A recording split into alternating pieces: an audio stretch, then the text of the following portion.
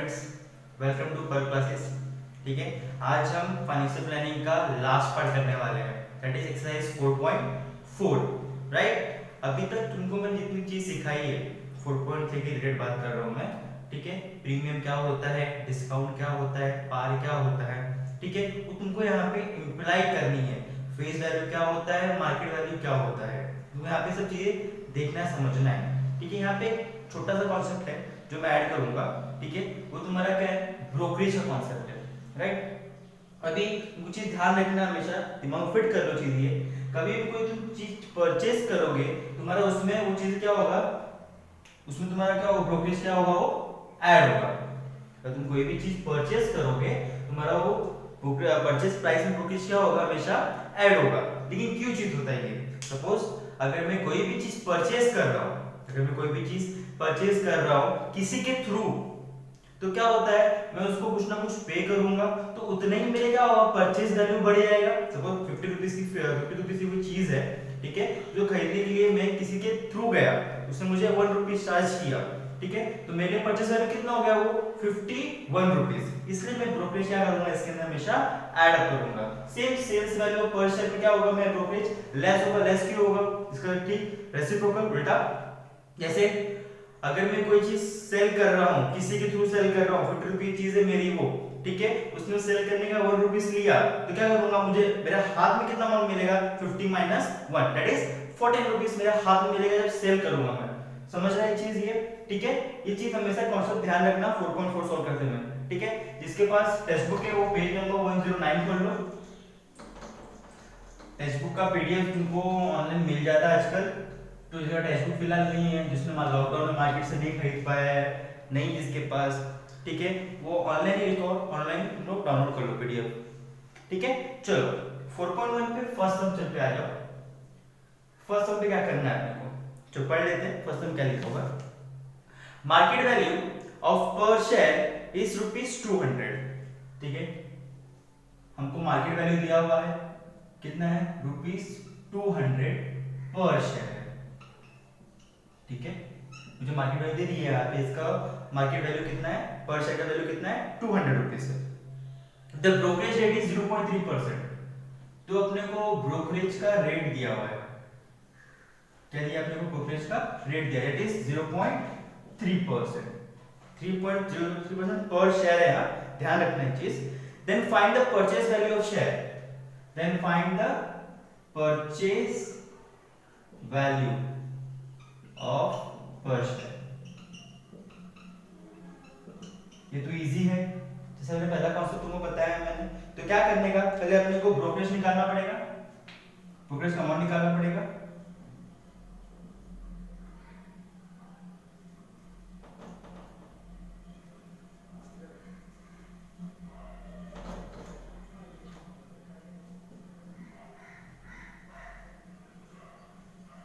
ठीक है, brokerage of per share, brokerage on per share, brokerage on per share that is equals to market value multiply by value of per share.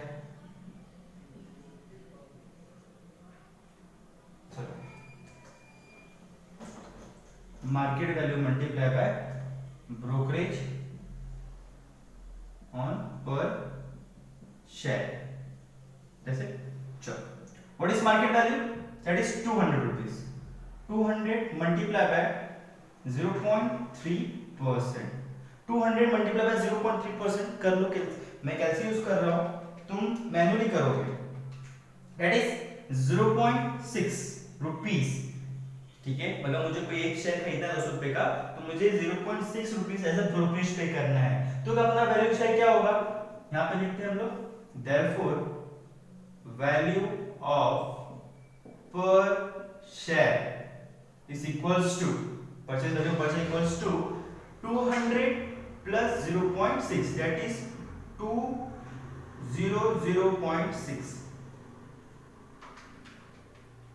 समझ रहे हैं, ये तुम्हारा क्या हो गया, परचेज वैल्यू पर शेयर। मतलब मुझे कोई एक शेयर खरीदना है, तो उसकी वैल्यू, उसमें कितना पे करना पड़ेगा, 200.6 रुपीस मुझे पे करना पड़ेगा। ठीक है,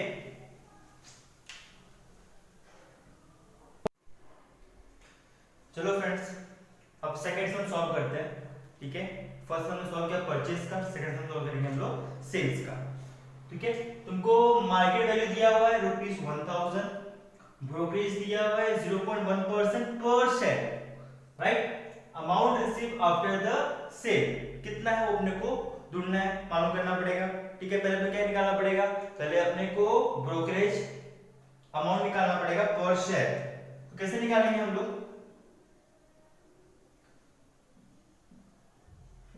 brokerage per share equal to market value कितनी है 1000 पर शेयर मल्टीप्लाई बाय 0.1%, कितना होगा 1 रुपीस आएगा।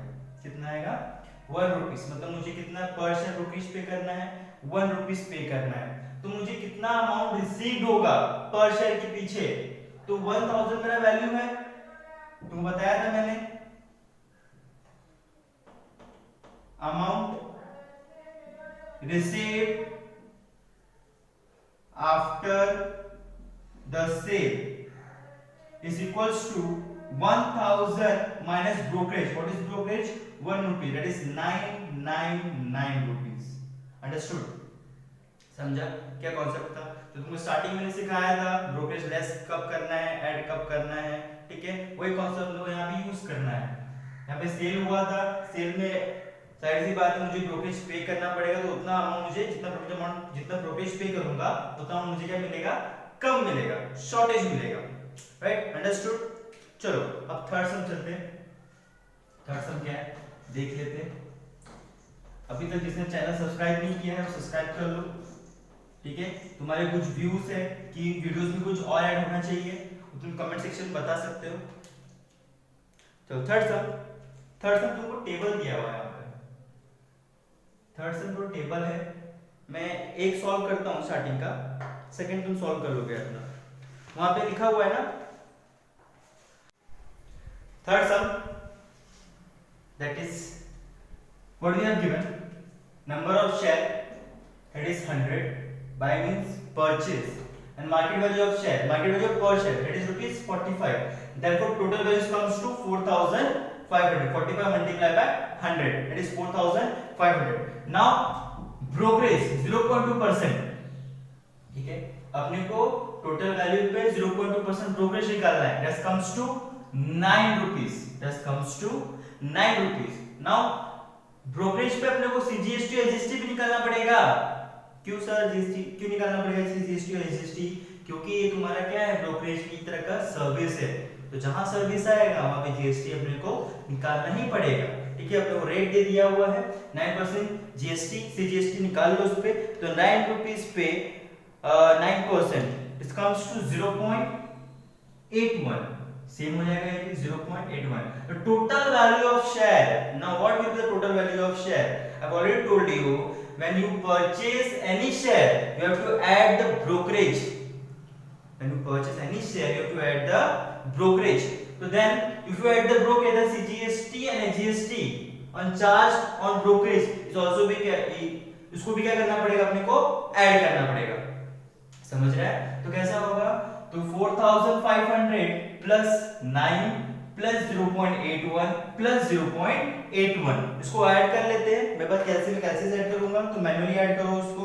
ठीक है, तो मैन्युअली ऐड करने का तो तुमको क्या होगा, हैबिट आएगी कैलकुलेशन की, नहीं तो हैबिट नहीं आएगी। कितना होगा 4510.62, that is my total value of share। ठीक है, including brokerage, including GST, right.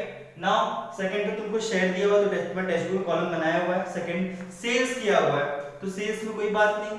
ठीक है, सेल्स मैं सॉल्व नहीं कर रहा हूं, तुमको खुद सॉल्व करना है। ठीक है, मैं तो उम्मीद करता हूं तुम सॉल्व कर लोगे, कितना दिमाग तुम्हारे पास भी है, तुमको सिखाया है मैंने, तुम इजीली सॉल्व कर लोगे। बस छोटी सी ध्यान रखना है, यहाँ पे ब्रोकरेज भी चार्ज करना है, सीजीएसटी भी निकलेगा ब्रोकरेज पे, लेकिन जो वैल्यू निकालोगे तो क्या होगा, ये जो अमाउंट आएगा इसमें तुम्हारा ब्रोकरेज ये और ये लेस होगा, सेल्स के टाइम क्या होगा, वो लेस होगा। तो बताया लेस क्यों करना है, ठीक है। अगर नहीं पता है तो पीछे रिवाइंड वीडियो में जाना, तुमको मालूम पड़ जाएगा लेस क्यों करना है। अंडरस्टूड, ठीक है। Now come to fourth sum. Fourth sum practice करो, जितना ज्यादा प्रैक्टिस करो उतना ज्यादा तुम्हारा अच्छा होगा ये, ठीक है। चैप्टर को इग्नोर नहीं करना, ठीक है। इसमें जितना भी मार्क्स आ जाएगा तुमको आउट ऑफ स्कोर करना है। बहुत ही चैप्टर, इजीएस्ट चैप्टर है syllabus, easiest chapter. Now fourth one, Desai sold share of face value rupees 100. Now what is the face value of share? Rupees 100. The per share, face value per share is rupees 100.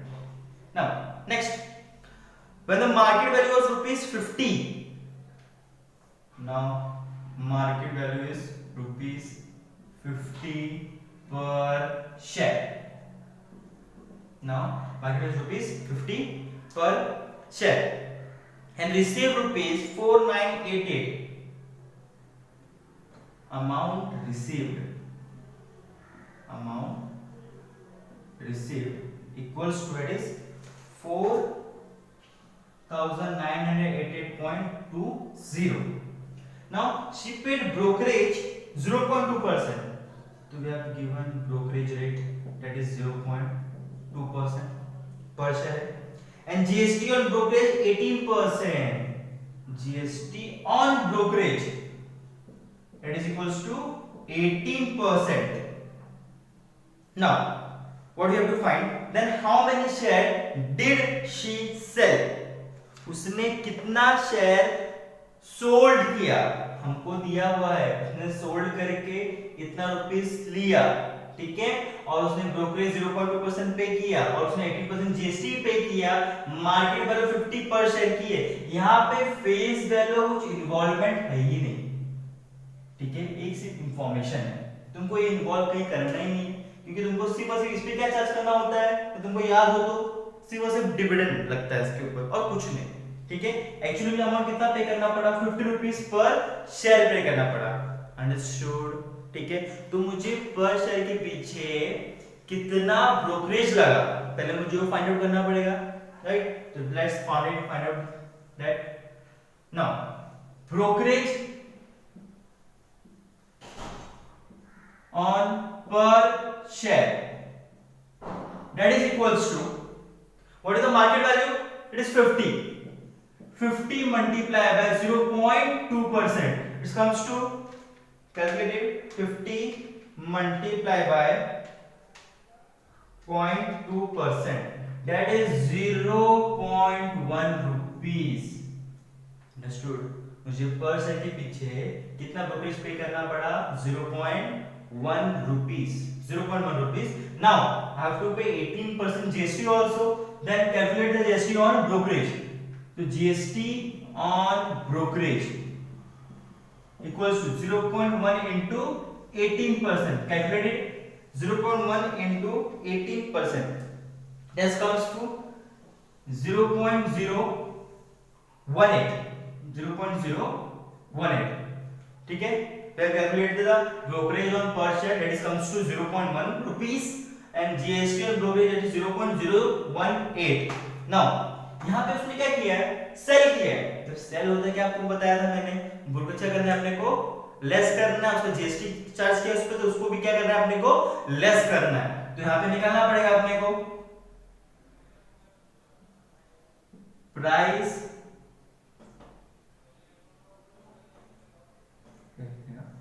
value of per share equals to market value minus brokerage minus GST. What is market value? It is 50 rupees. Minus what is brokerage? 0.1 rupees. Minus 0.018. Sir minus क्यों कर रहे हैं, यहाँ पे cell हुआ है ना, इसके वजह हम क्या कर रहे हैं, माइनस कर रहे हैं। लेस करो, 50 minus 0.1 minus 0.018 is equals to 49.882. Now we have found out the value of per share. मुझे पर शेयर मैंने कितने में सेल किया 49.882 में। ये तुम्हारा शेयर क्या है, ये जो प्राइस है तुम्हारा इंक्लूडिंग ये है ब्रोकरेज सब उसके अंदर है, ठीक है। तो जितना ब्रोकरेज में पे करूंगा उतना मेरा प्राइस कम होता जाएगा सेल्स के टाइम पे, तो उतना प्राइस मुझे कम मिलेगा। तो मैंने 48.82 में पर शेयर सोल्ड किया, तो अपने को नंबर ऑफ शेयर फाइंड करना है, नंबर ऑफ शेयर फाइंड करना है ना अपने को, नंबर ऑफ शेयर सोल्ड ये फाइंड करना है अपने को, ठीक है। कितना अमाउंट मुझे मिला ये, तो यहां पे लिखो therefore number of share equals to, number of share is equals to amount received divided by net asset value, इसको तुम बोल सकते हो net asset value, ठीक है। net asset value क्यों, क्योंकि तुम्हें ब्रोकरेज से लेस करने के बाद मिला उसको तुम्हें अंदर। तो amount received, what is amount received, that is 4988.20 divided by 49.882, this comes to 1000 share, I think so. 4988.20 divided by 49.882, sorry 100 shares, this comes to 100 shares. Understood? समझा? मतलब उसने 100 शेयर उसने सोल्ड किया इस प्राइस पे, 100 शेयर सोल्ड किया इस price पर, तो उसको इतना अमाउंट मिला एक शेयर के पीछे, फिर उसने ब्रोकरेज पे किया और जीएसटी पे किया उसने सेल करते समय। हम परचेस करते समय उसको ऐड अप करते हैं, सेल करते समय क्या करते हैं, हम उसको सबट्रैक्ट करते हैं। समझा? तुम इसको यहां पे ये भी लिख सकते हो ना, value of per share. Understood? ठीक है।